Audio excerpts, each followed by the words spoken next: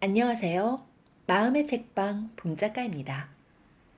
오늘은 방송 첫날이니까 잠시 제 이야기를 들려드릴게요. 저는 2016년 8월 1일 혈액암 4기 진단을 받고 항암 치료와 방사선 치료를 받은 적이 있습니다. 치료 기간에는 통증 등으로 침대에 누워있는 시간이 많았어요. 책 읽기를 좋아하는 편인데도 항암 치료는 활자를 읽어낼 수 있는 집중력을 주지 않았지요. 그때 제가 그 시간을 견뎌낸 것 중에 하나가 팟캐스트에서 김영하 작가님이 읽어주는 책을 듣는 것이었습니다. 워낙 김영하 작가님의 팬이기도 했지만 목소리가 너무 좋으셔서 귀에 쏙쏙 들어오기도 하고 들려주는 이야기를 영상으로 상상하는 재미가 쏠쏠했죠. 지금은 관해 상태로 다니던 회사에 복직해서 근무하고 있습니다. 바쁜 나날을 보내고 있어요. 나의 일을 축복하고 감사하지만 아프면서 소명이라는 것에 대해 진지하게 생각하는 시간들이 많아졌어요. 처음에는 고민을 해도 무슨 일을 해야 할지 답을 찾지 못했는데 어느 날 문득 영감처럼 저에게 다가온 것이 바로 유튜브로 책 읽기였습니다. 저처럼 현재 몸과 마음이 아픈 사람들에게 제가 받은 선물처럼 저도 그분들에게 작지만 소중한 선물을 드릴 수 있지 않을까 하는 생각이 드는 거예요. 다행히 저희 생계와 병행할 수도 있고요. 그래서 당분간은 들으면 힘이 나는 그런 이야기들을 많이 들려드릴 생각입니다. 제가 여러분께 들려드리고 싶은 첫 번째 책은 아니타 무르자니의 그리고 모든 것이 변했다입니다. 저와 같은 병을 앓기도 했고요. 그녀의 임사체험을 통해 저도 희망을 갖고 무조건 다 나을 수 있다고 스스로에게 말해주곤 했었답니다. 만약 제 지인 중에 누군가 저처럼 암 같은 치료가 힘든 병에 걸려 힘들어하는 사람이 있다면 전 주저없이 이 책을 선물할 거예요. 그녀의 책에는 아니타 자신의 삶이 왜 이처럼 험난해야 했는지, 자신의 병이 나은 이유는 무엇인지, 왜 이 세계로 돌아왔는지 등 자신의 이야기를 솔직하게 풀어내고 있습니다. 그럼 지금부터 그녀의 이야기를 들려드릴게요.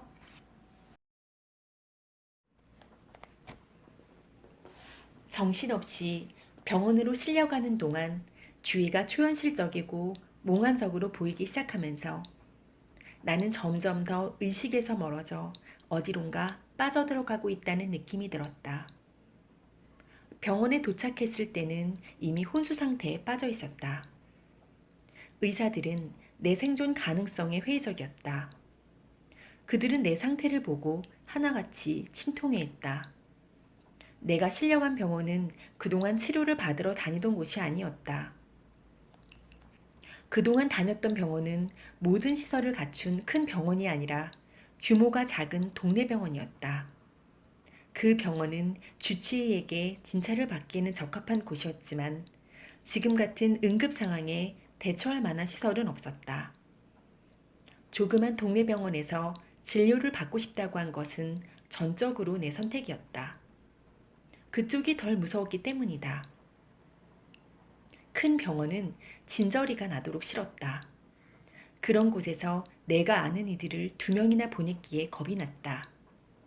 바로 내 가장 친한 친구와 데니의 매부가 규모가 큰 암 전문 병원에서 죽었던 것이다.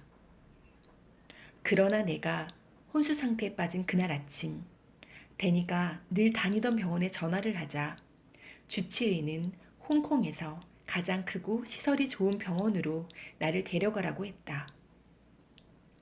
그곳 의사에게 말해서 전문의들로 팀을 꾸려 나를 기다리도록 할 거라고 했다. 그래서 나는 처음으로 이 낯선 곳으로 실려가 역시나 낯선 전문 의료진에게 진찰을 받게 되었다. 나를 본 순간 암 전문의가 큰 충격을 받았다는 게 얼굴에 확연히 드러났다. 아내분의 심장은 아직 뛰고 있을지 모르지만 죄송합니다. 부인은 이미 이 세상뿐이 아닙니다. 목숨을 구하기에는 너무 늦었어요. 의사가 데니에게 말했다. 의사가 지금 누구 얘기를 하는 걸까? 나는 속으로 생각했다. 난 평생 살아오면서 이처럼 행복한 적이 없었는데, 그리고 엄마와 데니는 왜 저렇게 당황해하고 겁에 질려 있는 거지? 엄마, 울지 마세요. 왜 그래요? 무슨 일이에요? 저 때문에 우시는 거예요? 울지 말아요. 난 정말 너무 좋아요. 엄마, 진짜라고요. 나는 큰 소리로 외치고 있다고 생각했지만 내 입 밖으로는 아무 소리도 나오지 않았다. 내 목소리가 사라지고 없었다. 나는 엄마를 안아주고 싶었다. 안심시켜주고 나는 정말 괜찮다고 말해주고 싶었다. 그런데 왜 그렇게 할 수 없는 건지 도무지 이해가 되지 않았다. 왜 내 몸이 말을 듣지 않는 걸까? 사랑하는 엄마와 남편을 안아주고 싶은데 왜 나는 죽은 듯이 축 늘어져 있기만 한 거지? 난 정말 괜찮고 더 이상 아프지 않다고 알려주고 싶은데. 상황이 심각했기 때문에 의사는 즉시 다른 선임 의사를 불러 도움을 청했다. 죽음에 근접한 이 임사 상태에서 나는 주변에서 돌아가는 모든 상황이 보통의 신체 상태에 있을 때보다 훨씬 더 정확하게 인식되었다. 내 몸의 오감을 전혀 사용하지 않았지만 모든 것을 정확하게 신체 기관을 이용할 때보다 훨씬 더 정확하게 알 수 있었다. 마치 전혀 다른 종류의 인식 기관이 작동하는 것 같았고 그것은 인식의 차원을 넘어서 지금 벌어지고 있는 모든 일을 한눈에 다 파악하는 것 같았다. 내가 그 모든 것에 천천히 통합되는 느낌이었다. 선임 의사는 전신 MRI 촬영을 위해 즉시 나를 방사선실로 데려가라고 지시했다. 나는 여전히 목 뒤에 베개를 꿰어 상체를 세운 채로 침대에 누워있는 내 모습을 바라보았다. 요 며칠간 집에서 하고 있던 모습 그대로였다. 앞서도 이야기했듯이 폐에 액체가 가득 차서 머리를 바로 누이면 숨을 쉴 수가 없기 때문이었다.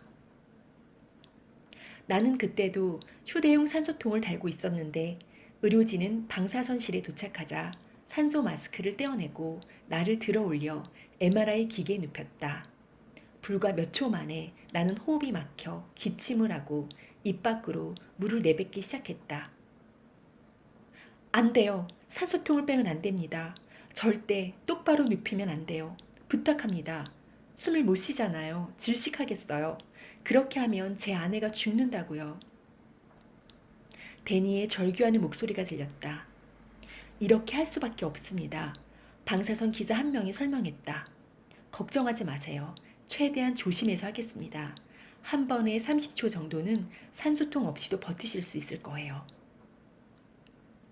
방사선 기사는 30에서 40초마다 MRI 검사통에서 나를 빼내어 얼굴에 산소 마스크를 씌웠다가 다시 마스크를 떼어내고 MRI 검사통으로 집어넣기를 반복했다. 결과적으로 검사 한 번을 마치는데 평소보다 시간이 배로 들었다. 검사가 끝나자 그들은 나를 중환자실로 데려갔다. 의료진은 절대 포기하면 안 된다는 데니 완강함에 못 이겨 할 수 있는 응급조치를 모두 했다. 째깍거리며 시간이 흐르는 동안 나는 중환자실에 누워 있었고 의료진은 바늘과 튜브로 온갖 조처를 취했으며 가족들은 속수무책으로 바라보고만 있었다. 그러고 나자 내 침대 주변으로 두꺼운 커튼이 들쳐지면서 나는 양옆의 환자들과 분리되었다. 데니와 엄마도 커튼이 만든 벽 바깥에 있었다. 나는 간호사들이 종종 걸음으로 다니면서 이제 거의 죽음에 다다른 내 몸에 병원의 산소 탱크와 여타 다른 기계들을 연결하려고 준비하는 모습을 볼 수 있었다. 영양실조 상태가 심각했기 때문에 여러 가지 수액과 포도당을 내 몸에 주입해야 했다. 침대 위쪽으로는 모니터가 하나 있었는데 간호사들은 내 혈압과 심장 박동을 재기 위해 모니터를 내 몸에 연결하기 시작했다. 음식을 흘려보내는 관이 콧구멍으로 들어와 목구멍을 타고 내려가서는 위 속으로 들어갔다. 그렇게 해서 음식을 곧바로 위에 집어넣을 수 있었다.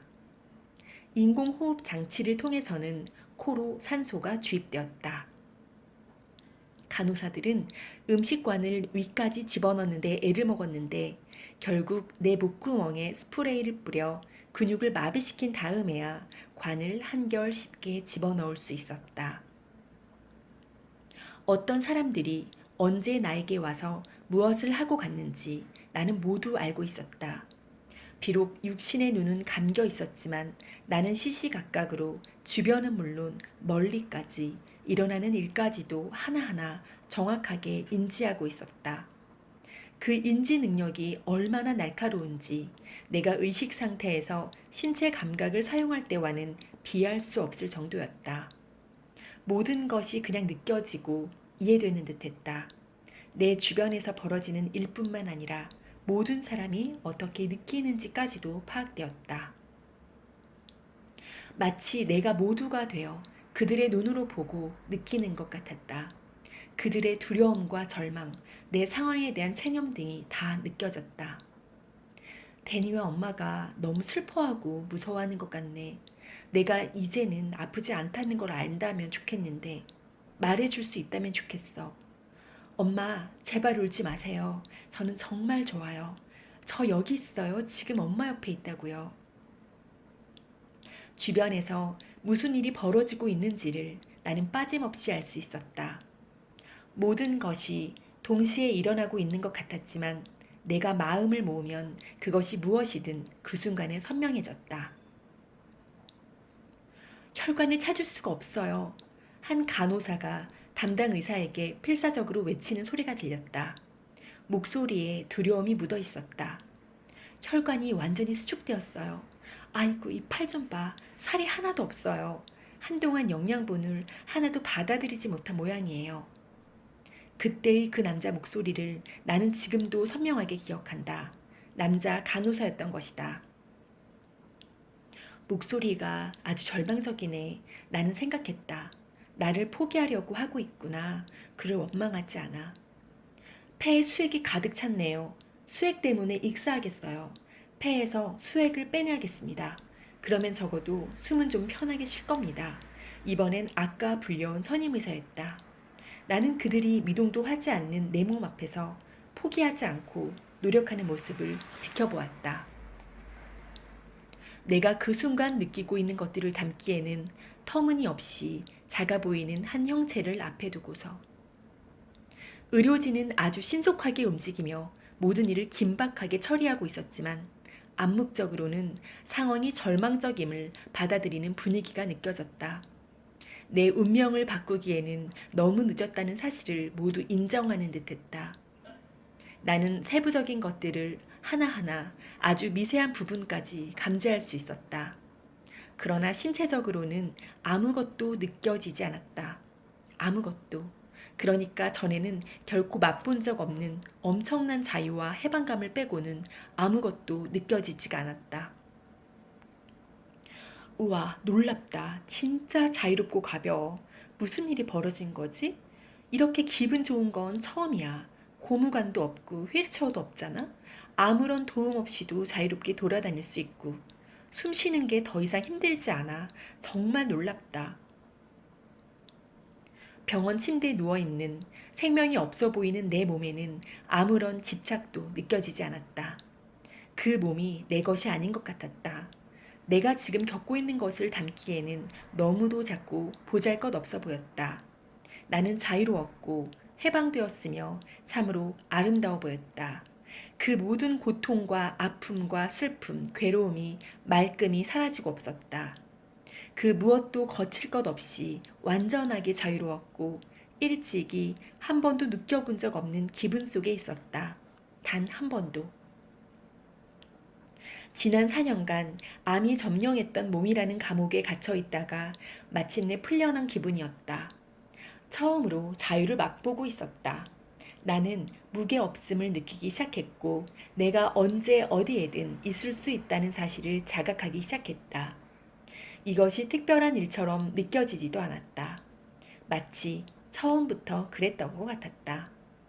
원래 모든 것을 이렇게 지각하는 게 당연했다는 듯 말이다. 중환자실 바깥 10여 미터는 좁게 떨어진 복도에서 남편과 의사가 이야기하고 있는 것을 내가 인지하고 있는데도 그것조차 전혀 이상하게 여겨지지 않았다. 부인을 위해 저희가 할 수 있는 게 없습니다. 무르자니 씨. 장기가 이미 모두 멈췄습니다. 레몬만한 종양들이 림프계에 전부 퍼졌어요. 두개골 바닥에서부터 복부 아래쪽까지 꽉 찼어요. 폐뿐 아니라 뇌에도 수액이 가득 찼습니다. 피부가 짓물러서 궤양도 심하고요. 그 안에 독소가 들어있어요. 이런 상태로는 오늘 밤도 넘기기 힘듭니다. 의사가 데니에게 말했다. 이 의사는 한 번도 본 적이 없는 사람이었다. 나는 비통해하는 데니의 얼굴을 지켜보았다. 그에게 소리치고 싶었다. 나 괜찮아 여보. 나는 정말 좋아. 걱정하지 마. 의사 말 듣지 마. 저 사람들이 하는 말은 사실이 아니야. 하지만 말할 수 없었다. 내 입 밖으로는 한마디도 나오지 않았다. 데니는 내 말을 들을 수 없었다. 아내를 잃고 싶지 않습니다. 저는 아직 준비가 안 됐어요. 데니가 말했다. 나는 내 몸에는 아무런 집착도 느끼지 않았지만 저 움직임 없는 형체를 둘러싸고 벌어지는 드라마에는 깊은 감정적 끌림을 느꼈다. 무엇보다도 나를 잃을 거라는 생각에 깊이 절망하는 데니를 위로해주고 싶었다. 여보, 내 말 들을 수 있어? 제발 들어봐. 내가 멀쩡하다는 걸 알려주고 싶어. 하지만 주변에서 벌어지는 드라마에 감정적으로 집착하는 그 순간 아직 펼쳐지고 있는 더 큰 그림이 있고 더 원대한 계획이 있다는 듯 내가 움직여 뒤로 물러선다는 걸 느꼈다. 모든 것이 완벽하며 계획에 따라 진행되고 있다는 깨달음이 들자 그 상황에 대한 감정적인 집착이 거두어지는 것이 느껴졌다. 주변 환경으로부터 감정이 거두어지자 내가 점점 확장되어 모든 공간을 꽉 채우더니 마침내 나와 다른 모든 것 사이에 아무런 분리가 없는 지경까지 넓어졌다는 것을 알 수 있었다. 나는 모든 것을, 모든 사람을 아우르고 있었다. 아니, 내가 곧 그들이 되었다. 나는 가족과 의사들 사이에 오가는 대화를 토시 하나 빠뜨리지 않고 완벽하게 인지할 수 있었다. 그들이 물리적으로는 병실 바깥 꽤 먼 곳에 떨어져 있는데도 말이다. 데니의 겁먹은 표정이 보였고 그의 두려움도 느낄 수 있었다. 마치 그 순간 내가 그가 된 것 같았다. 동시에 전에 한마디 언지를 들은 적도 없는데 아누 오빠가 수천 마일 떨어진 데서부터 걱정스런 얼굴로 나를 보러 오고 있다는 걸 알 수 있었다. 오빠의 수심에 찬 얼굴을 보니 나는 또 한 번 물질 세계의 감정적 드라마 안으로 끌려 들어간다는 느낌이 들었다. 오, 이런 오빠잖아. 비행기를 타고 오네. 왜 저렇게 불안해 보이는 거지? 나를 보러 홍콩에 오고 있는 건가? 나는 조금이라도 빨리 나를 보고 싶어하는 오빠의 긴박한 마음에 대한 그때의 느낌을 지금도 기억한다. 오빠를 향해서 강렬한 감정이 솟구쳤다. 아, 불쌍한 아누 오빠. 나를 걱정하고 있어. 내가 죽기 전에 여기 도착하고 싶어 하는구나. 걱정 마, 오빠. 내가 여기서 기다리고 있을게. 서두를 필요 없어. 나 이제 안 아파. 사랑하는 오빠. 나는 팔을 뻗어 오빠를 안아주면서 괜찮다고 안심시키고 싶었지만 왜 오빠에게 팔이 닿지 않는지 도무지 이해가 되지 않았다. 오빠, 나 여기 있는데. 오빠가 도착하기 전에 내 육체가 죽지 않았으면 하고 생각했던 게 기억난다. 만일 내가 죽은 뒤에 도착하면 오빠 기분이 어떨지 잘 알 수 있었고 오빠가 그런 일을 겪지 않기를 바랐다.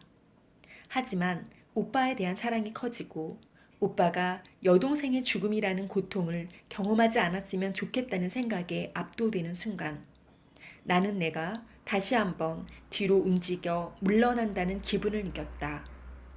나는 벌어지고 있는 상황에 내 감정이 압도될 때마다 번번이 내 자신이 확장되는 것을 알았고, 그러면서 모든 집착으로부터 풀려나는 걸 느꼈다.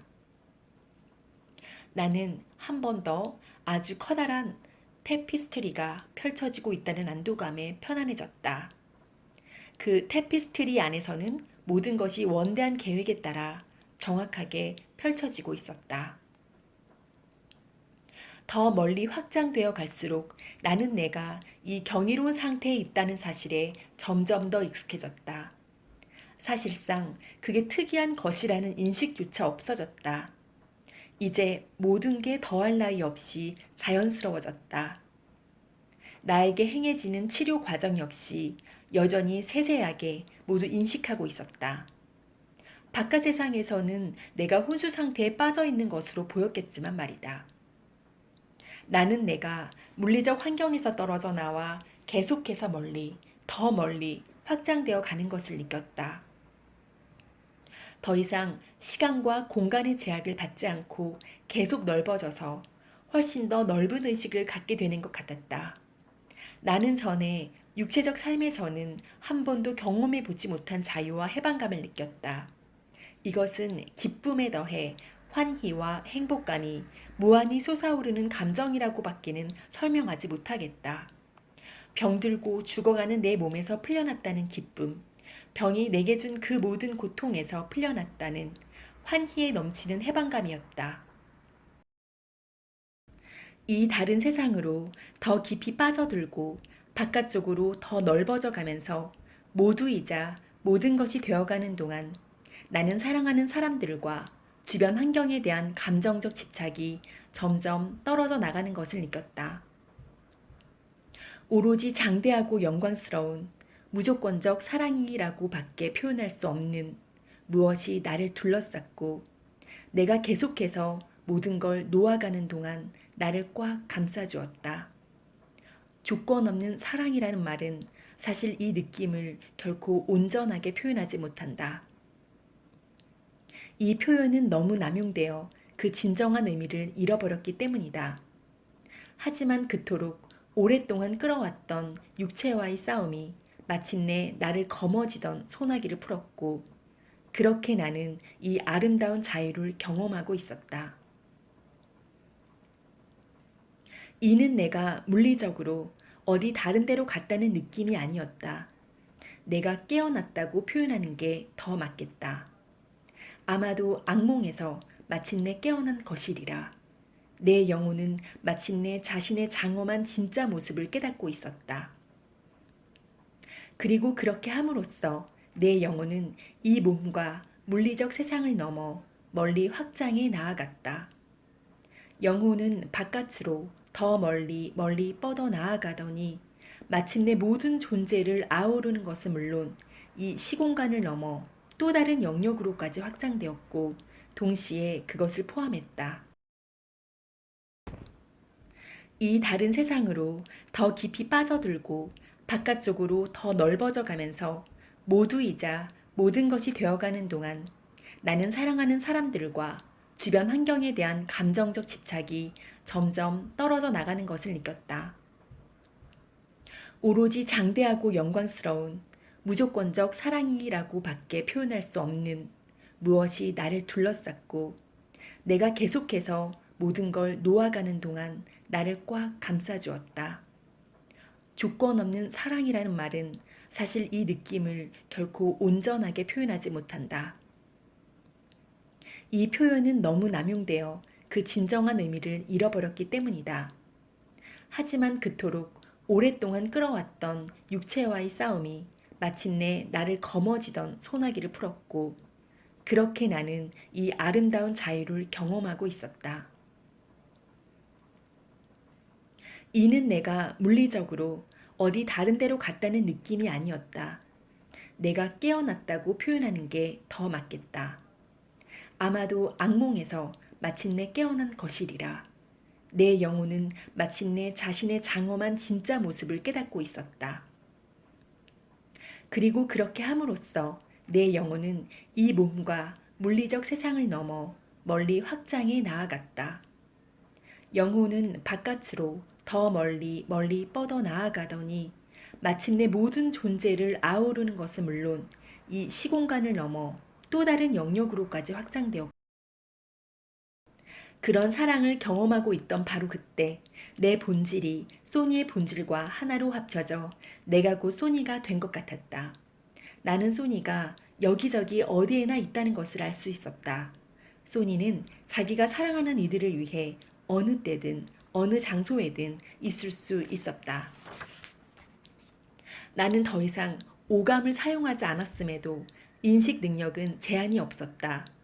마치 우리가 갖고 있는 보통의 감각보다 훨씬 고양된 새로운 감각이 생겨나기라도 한 것 같았다. 나는 주변에서 일어나는 일을 360도 시야각으로 완벽하게 인식하고 있었다. 이 모든 말이 놀랍게 들리겠지만 그때는 그것이 정상적으로 느껴졌다. 이제는 오히려 몸 안에 있는 게 답답하게 느껴진다. 그 세상에서는 시간도 다르게 느껴졌는데 나는 모든 순간을 한꺼번에 느꼈다. 나와 관계된 모든 것, 즉 과거와 현재 미래를 동시에 알 수 있었다. 여러 삶들이 동시에 일어나는 게 어떤 것인지 알 수 있었다. 한 전생에서는 내게 남동생이 있었는데 내가 그를 돌보고 있었다. 이 동생의 본질은 아눕 오빠의 본질과 같았다. 그 삶에서는 그가 내 오빠가 아닌 동생이었던 것이다. 지금의 아누 오빠를 동생으로 삼아 살고 있는 그 생의 배경은 발달하지 않은 시골 지역이었고 시대와 위치는 내가 모르는 곳이었다. 우리는 가구라곤 별로 없는 진흙 오두막에서 살고 있었는데 부모님이 밭에 일하러 나가 있는 동안 내가 아눕을 돌보고 있었다. 나는 먹을 것은 충분한지, 외부의 위험한 것들로부터는 안전한지 등을 확인하면서 동생을 돌보는 누나의 감정을 경험하는 동안 그것이 전생의 삶으로 느껴지지 않았다. 그 삶이 비록 역사 속의 한 장면같이 보이기는 했지만 느껴지기로는 바로 지금 여기에서 일어나는 일 같았다. 시간은 우리가 여기서 경험하는 것처럼 직선으로 흐르지 않았다. 우리의 현세적 마음이 우리에게 일어나는 일들을 연속적인 장면들로 바꾸어 놓았을 뿐, 실제로는 우리가 몸을 통해 표현하지 않을 때는 과거든 현재든 미래든 모든 것이 동시에 일어나고 있는 것 같았다. 시간의 모든 지점들을 동시에 인식할 수 있다는 것이 그 세상에서는 자명했지만 그 기억을 환기해 지금 글로 쓰자니 혼란스러운 게 사실이다. 시간이 직선적이지 않다면 장면의 연속이라는 개념이 모호해질 텐데 이런 말이 선뜻 이해되기는 어려울 것이다. 우리의 오감은 어느 순간이든 시간 속의 한 지점에만 집중하도록 우리를 제한하는 것 같다. 그러고는 시간의 이 특정 지점들을 하나로 꿰어서 직선적 시간 현실이라는 망상을 만들어내는 것 같다. 우리의 신체성 또한 주변 공간에 대한 우리의 인식을 제한한다. 그리하여 우리의 눈과 귀로 보고 들을 수 있는 것, 혹은 만지고 냄새 맡고 맛볼 수 있는 것에만 우리를 묶어놓는다. 그러나 몸이라는 한계가 없을 때 나는 나와 연관된 모든 시간과 공간의 지점들을 한꺼번에 이해했다. 그 확장된 영역에서 고양된 나의 의식 상태는 아무리 설명하려고 해도 말로 설명하기가 어렵다. 그 모든 게 얼마나 선명했는지 놀라울 정도인데도 말이다.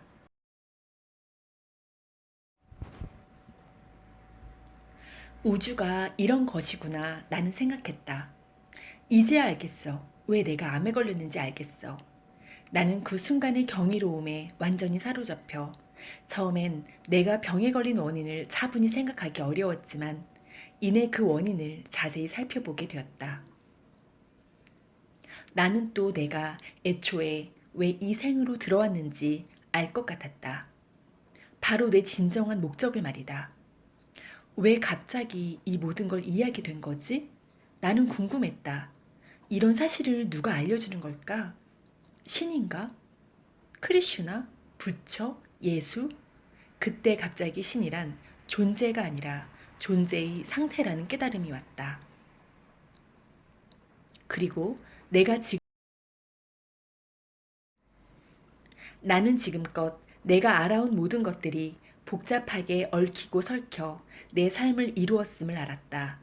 내 경험이란 저 커다랗고 복잡 다단한 색과 모양으로 된 무한한 테피스트리에 수놓아진 한 가닥 실과도 같았다. 갖가지 다른 색깔의 실들은 내가 맺고 있던 관계들, 나와 연이 닿은 온갖 삶들이었다. 우리 엄마를 나타내는 실, 아빠와 오빠, 남편, 그 밖에 내 삶에 들어온 이들을 제각각 나타내는 실들이 모두 다 있었다. 그들이 나와 긍정적인 관계에 있든 부정적인 관계에 있든 상관없이 말이다. 오, 이럴 수가. 빌리라는 실도 있네. 초등학교 때 나를 괴롭혔던 아이. 각각의 모든 만남이 얽혀서 그때까지의 내 인생이라는 그림을 만들고 있었다. 나는 그 그림 속의 한 가닥 실에 지나지 않았지만 또한 완성된 전체 그림에 없어서는 안 될 필수 요소였다. 이것을 알았을 때 나는 내 자신에게, 내가 만난 모든 이에게, 그리고 삶 자체에게 언제나 내 고유한 본질을 표현해야 할 의무가 있다는 것을 깨달았다. 다른 누군가가 혹은 무언가가 되려는 노력은 나를 더 나은 존재로 만들어주지 않았다. 오히려 진정한 내 자신을 앗아가기만 했다. 그럴수록 다른 이들이 내 진정한 모습을 경험하지 못하도록 가로막을 뿐이었고, 내가 그들과 진정으로 만나지 못하게 만들 뿐이었다. 내가 그들과 진정으로 만나지 못하게 만들 뿐이었다. 진정한 내 자신이 되지 않는 것은 또한 내가 여기에 와서 되고자 하고 표현하고자 하는 존재의 모습을 이 우주로부터 빼앗는 것이었다. 그 명징한 상태 속에서 나는 나라는 존재가 내가 늘 생각하던 그 모습이 아니라는 것도 알게 되었다. 여기 이렇게 몸도 인종도 문화도 종교도 신념도 없이 내가 있어. 하지만 난 여전히 이렇게 존재해. 그렇다면 나는 뭐지? 나는 누구지? 분명 어떤 식으로도 내가 줄어들거나 작아지지 않았어. 오히려 나는 이렇게 크고 이렇게 힘있고 또 이렇게 모든 걸 아우르는 존재였던 적이 없어. 우와, 정말 이런 식으로는 단 한 번도 느껴본 적이 없어. 거기에 내가 있었다. 몸이나 다른 어떤 물리적 특징도 없이 말이다. 그러나 내 순수한 본질은 여전히 존재했고 내 전체의 자아에서 조금도 덜어내진 요소는 없었다. 아니, 내 물리적 존재보다 훨씬 더 크고 훨씬 더 강렬하며 훨씬 더 넓어졌다고 느껴졌다. 사실상 장엄했다는 표현이 옳겠다. 나는 언제나 존재해왔고 앞으로도 언제나 시작도 끝도 없이 영원히 존재하리라는 느낌이 들었다. 내가 그저 장엄할 뿐이라는 알미 나를 가득 채웠다. 내가 이렇다는 걸 어떻게 전에는 까맣게 몰랐을 수가 있지? 나는 몹시도 궁금했다. 그때까지의 내 삶의 총합인 거대한 테피스트리를 보면서 나는 무엇이 오늘의 내 삶의 모습을 낳았는지 정확하게 알 수 있었다. 내가 걸어온 삶의 길을 봐. 왜 난 늘 내게 그리도 가혹했을까? 왜 늘 스스로를 그토록 혼내기만 했을까? 왜 항상 자신을 그렇게 냉대했을까? 왜 내 편을 들어주지 않았을까? 내 영혼의 아름다움을 세상에 내보이지 않았을까? 왜 늘 다른 사람들을 기쁘게 해주려고만 하고 내 스스로 생각할 수 있는 힘과 창조적인 능력을 억누르기만 했을까? 싫을 때도 좋다고 하면서 번번이 내 자신을 배신했었어. 그냥 내가 되는 대신 늘 다른 사람의 인정을 구하면서 스스로를 모독했었지. 왜 나의 아름다운 가슴을 따르지 않고 나의 진실을 말하지 않았을까? 우리는 왜 몸을 입고 사는 동안에는 이것을 깨닫지 못할까? 자신에게 그토록 가혹할 필요가 없다는 것을 나는 어쩌면 그리도 몰랐을까? 나는 여전히 조건 없는 사랑과 수용의 바다에 온전히 잠겨 있었다. 새로워진 눈으로 자신을 볼 수 있었고, 내가 이 우주의 아름다운 존재라는 사실을 알 수 있었다. 존재한다는 사실 자체만으로 나는 판단이 아니라 부드러운 사랑을 받을 만하다는 것을 깨달았다. 특별히 무언가를 할 필요가 없었다. 더도 말고 덜도 말고 그저 내가 존재한다는 이유만으로 나는 사랑받아 마땅한 존재였다.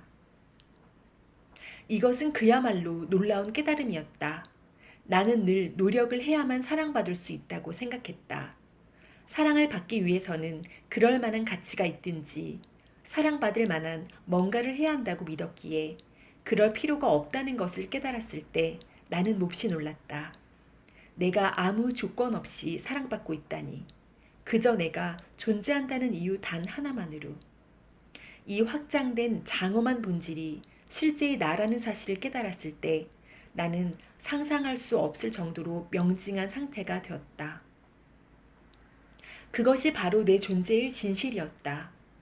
내가 자아의 새로운 패러다임을 들여다보고 있다는 것, 내 의식이 수정처럼 투명하게 빛나고 있다는 것을 나는 아주 분명하게 이해했다. 눈앞에서 펼쳐지고 있는 이 장관을 가로막을 수 있는 것은 아무것도 없었다. 나는 우리 모두가 연결되어 있다는 것을 깨달았다.